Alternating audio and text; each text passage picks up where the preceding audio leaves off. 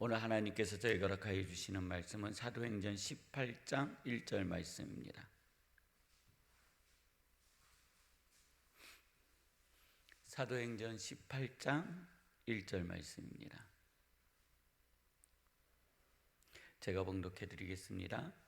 그 후에 바울이 아덴을 떠나 고린도에 이르러 2024년 6월 13일 역대 최고 기온은 2020년 32도였고 역대 최저 기온은 1983년 12도였다고 합니다. 평균 최고 기온은 25도이고 평균 최저 기온은 15도인데 오늘날 최고 기온은 32도에 이르고 최저 기온은 17도에 이른다고 합니다. 우리는 하나님의 말씀과 우리가 사람을 대하는 태도, 우리와 관계지어져 있는 사람들을 바라보면서 판단하는 방식이 있습니다. 굉장히 단순하게 판단을 해요. 즉흥적으로 판단을 하고 즉흥적으로 바라봅니다. 하나님의 말씀에 나오는 인물들과 사건들을 볼 때도 그냥 그 사건 중심으로 이렇게 기록되었으니 좋겠지 하고 즉흥적으로 판단합니다. 근데요, 하나님의 말씀은 오늘 읽은 사도행전 18장과 또 다른 곳에 기록되어진 내용은 상호 다르게 기록되어져 있습니다. 그래서 우리들이 여기 18장에서 바라본 판단과 또 다른 곳에서 바라본 판단을 다르게 해석하고 다르게 적용을 해요. 그러면 어쩌라고요? 어떻게 적용합니까? 우리는 사건이 벌어질 때마다 그 사건에 대해서 이야기를 합니다. 그리고 그렇게 해야 된다고 그래요. 그러다 보니 앞뒤가 맞지 않습니다. 전후 좌우가 맞지 않습니다. 그냥 앞에서 보이는 대로 이야기하는 겁니다.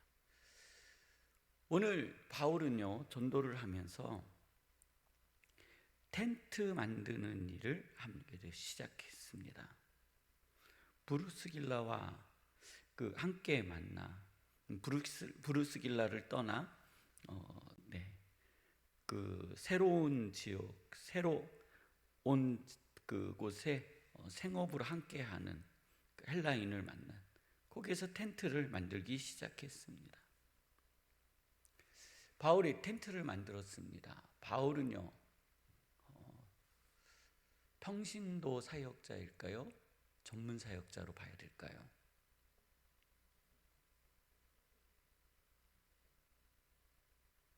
네. 헷갈리시죠?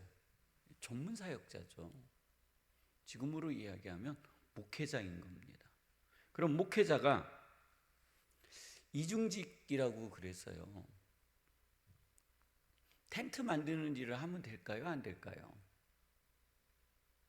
우리 선교사님들이 해외에 나아가서 텐트 만드는 일을 하면 될까요? 안 될까요? 텐트 만드는 일은 무슨 일이에요? 네, 자신의 생업을 위한 일이죠. 생업을 위한 일.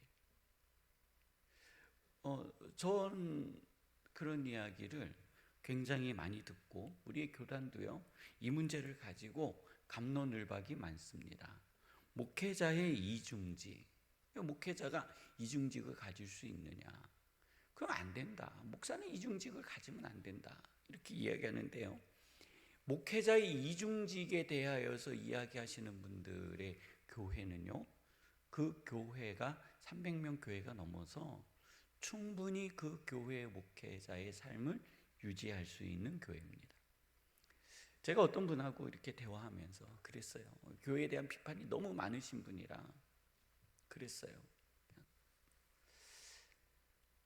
목사님에게 운전을 하신 운전기사 집사님이 필요할까요? 필요하지 않을까요? 목사님에게 운전하는 운전기사 집사님이 필요할까요? 필요하지 않을까요? 물음표가 달리시죠. 예. 필요할 때가 있고 필요하지 않을 때가 있습니다. 필요한 교회는요, 그 교회 성도 출석 인원이 5,000명 이상 되는 교회입니다. 이분들은요, 머릿속에 성도님과 교회 행정과 상황을요, 분 단위로 돌아가면서 머릿속에서 계산해야 됩니다. 교회에서 어떠한 일이 있어야 되는지, 다음 과정에 가서 내가 무슨 일을 해야 되는지, 어떻게 신방해야 되는지, 이게요 분 단위로 돌아가시는 분들이에요. 그런 분들은요 기사님이 있으셔야 돼요. 그리고 그분은요 조용하셔야 돼요. 말 걸면 안 돼요, 목사님에게. 왜냐하면 그 뒤에서요 머릿속으로 다음 일을 계획하고 있기 때문에 그래요. 다음 생각을 하고 있는 거예요. 그런데 교회에 출석교인 200명 되는 교회 목사님이 운전기사 쓰면 돼야 안 돼요?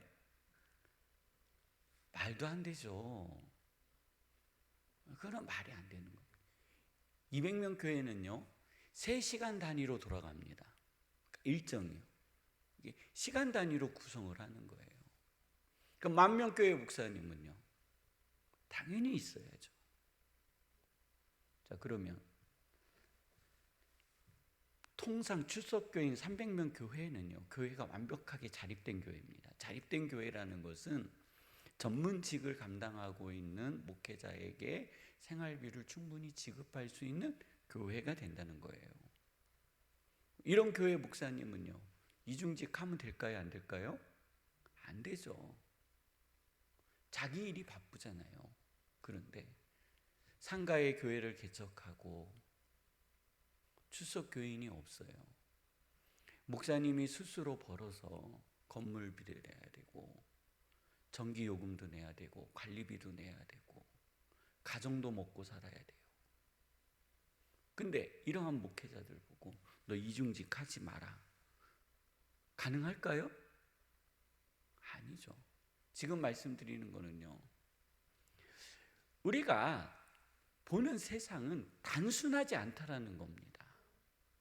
내가 서 있는 삶의 위치에서 세상을 바라보면 안 된다라고 지금 말씀드리는 겁니다. 우리의 생각과 우리의 의식이 넓어야 됩니다. 그리고 상황에 대해서 좀 더 이해할 수 있는 마음이 우리 성도님들에게 있으시기를 축원합니다. 우리는 이 텐트 목회 그리고 텐트 메이커래요. 바울이 텐트 사역 그 복음을 전하면서 자신의 생업을 위하여 텐트 짓는 일을 보고 많은 이야기를 합니다. 선교사님이 해외에 나아가서 목회만 하시는 선교사님은, 그러니까 목사님으로서 목회만 하는 선교사님은 선교사님, 평신도님이 나아가서 또 선교를 하면 그것도 전문인 선교사님. 그래서 뭐 직업을 가져야 되느냐 말아야 되느냐, 이러한 본문과 또 그것을 떠난 논쟁점으로 우리는 얼마나 많은 말들을 하는지 모릅니다. 이것이요 우리의 삶과도 연관되어 있습니다. 요즘에 사업을 하시는 분들이요 이중직을 하세요. 사업을 하시는 분들이 식당을 내놓고 무슨 일을 해놓고 돈이 안 벌려요. 근데 이거를 닫을 수 있는 상황이 안 돼요. 정리할 수는 없어요. 이게 뭔가 좀 상황이 이상할 때가 있어요. 마음은 알죠. 이 사업장에 앉아서 집중해야 된다라는 걸. 그렇지만 현실이 나로 하여금 밖으로 내보내는 일이 자꾸 발생한다라는 겁니다. 거기에 대해서 우리가요 옳고 그르다 말할 수 없다라는 겁니다. 그냥 우리는 그러한 일에 처한 우리의 동료와 우리의 법과 나의 형제와 나의 자매에게 하나님의 거룩한 위로가 되어지시는 성도님들이 되어지시기를 축원합니다. 거기에다 어떤 가치를 부여하지 마세요. 거기다가 어떤 내 말을 얹지 마세요. 그러한 결정을 할 수밖에 없었던 그 상황 속에서 하나님 이 일을 속히 벗어날 수 있는 은혜가 우리 성도님에게 임하게 하여 주옵소서 하는 기도가 있기를 원합니다. 바울은요 목적이 있었습니다. 텐트를 만드는 일의 목적은 복음을 전하는 것이었습니다. 오늘 우리 함께 기도하실 때 하나님, 내 안에 내가 어떠한 일을 하든 그리스도인의 자리를 떠나지 않게 하여 주옵소서. 그리스도인으로서 서게 하여 주옵소서 하는 기도가 있기를 원합니다.